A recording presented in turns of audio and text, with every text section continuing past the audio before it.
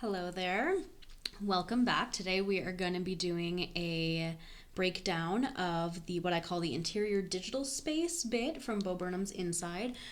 This is the bit that comes directly before That Funny Feeling. So we talked about it just slightly, I think, in the That Funny Feeling video, which I'll put a card here for if you haven't seen that one, because we talked about the transition between this one into That Funny Feeling. But I thought it would be nice to go back and do a video on this bit itself, since it's a very interesting bit and I think talks about a lot of interesting ideas that I think are part of what kind of inspired Inside, and also to some extent Make Happy, for sure. Eighth Grade, that he directed a few years before this.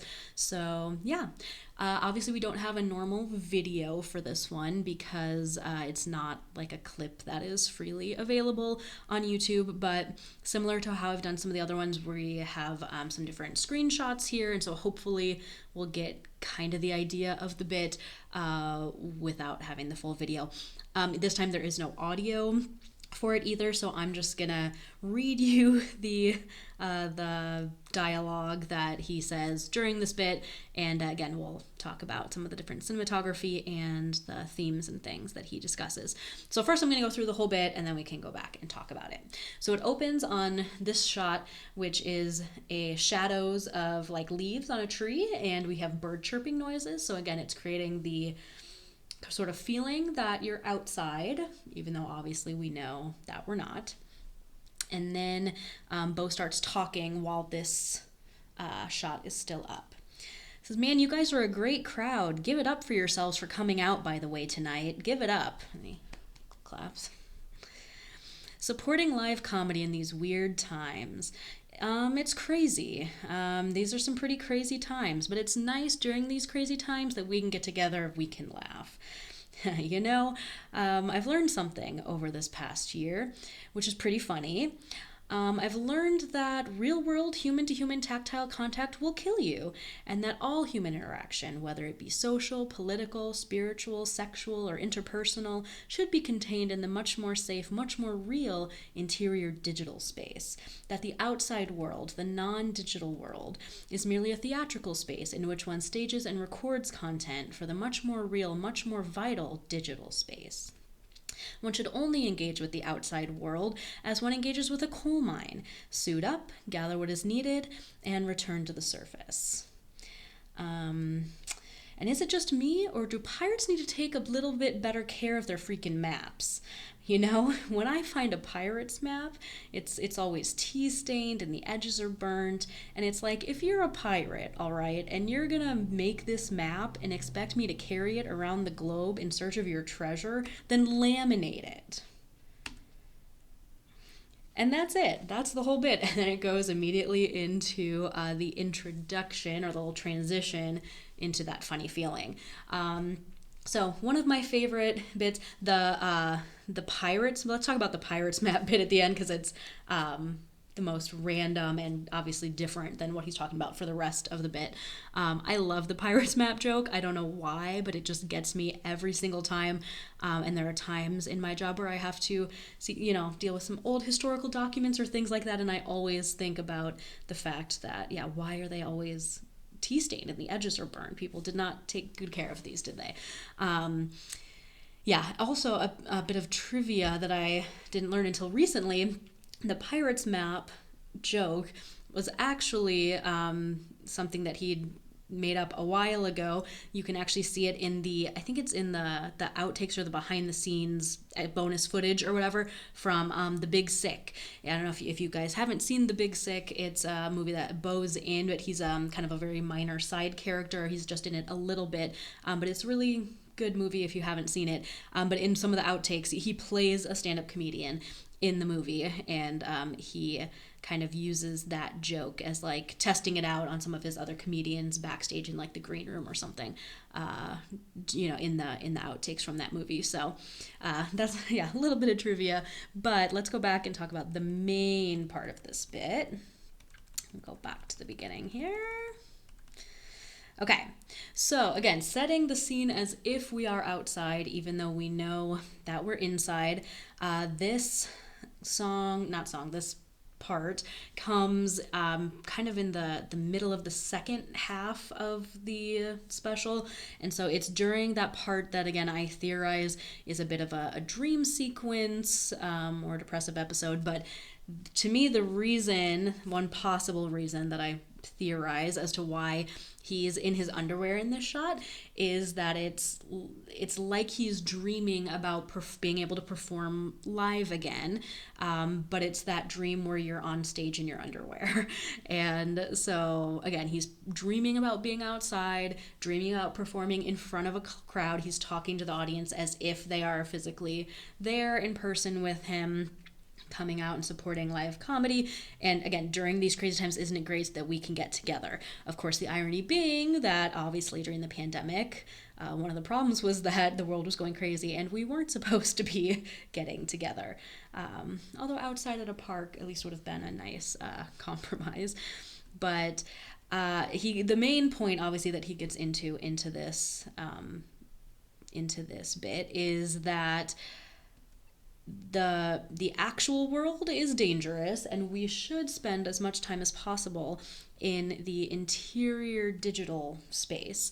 Again, that the outside world is just for staging, recording content for the much more real, much more vital digital world.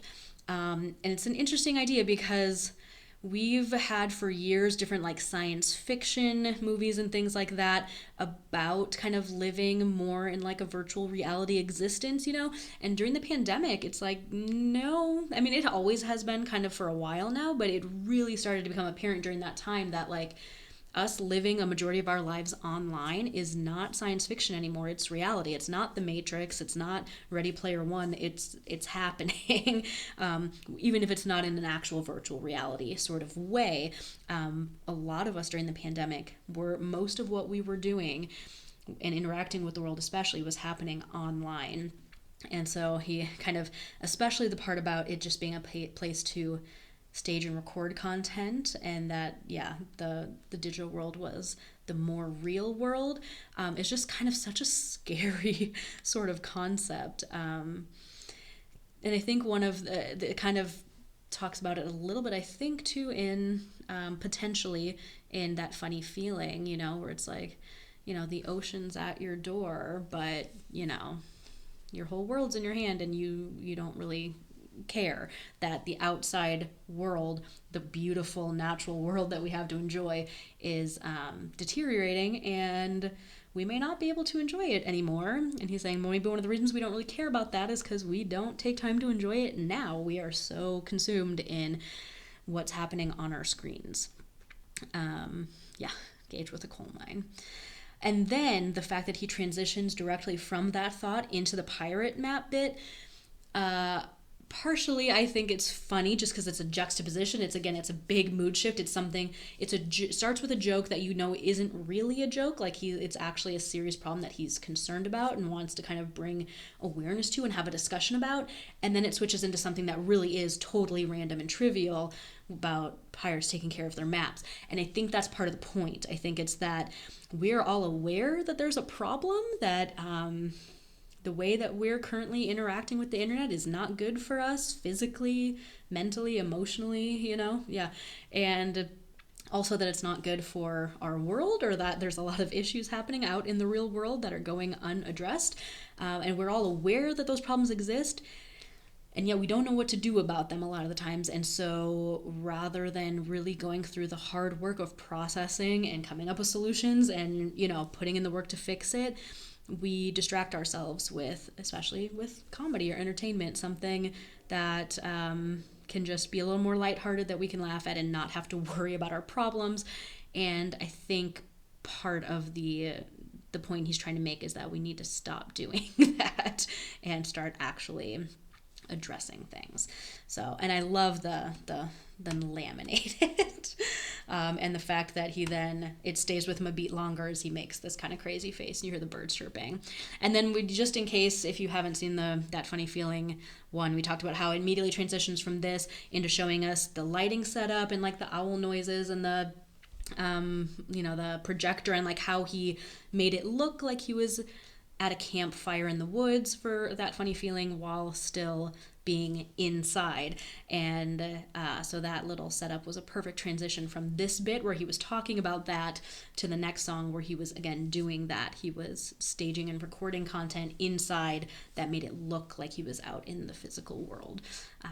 Yeah, so very interesting bit. I think one of the more serious ones, and again, one of the themes and ideas that he's actually concerned about and wants to address. Again, we saw that a lot in his movie Eighth Grade, and even when he started talking about social media at the end of the Kanye rant. So fits really well into that. And again, you could definitely works to show again how disheveled he's getting, and how, you know, later in the special we're getting more kind of frenzied and manic and just kind of crazy. And yeah, and again, maybe performing in his underwear in a dream. I don't know. But I would love to hear your guys' ideas about this bit, or the ideas contained in this bit. Are there any other bits that you would like me to break down, whether they're from inside or not? Yeah, let me know. But otherwise, hopefully we'll see you in the next video. And as always, thank you for watching.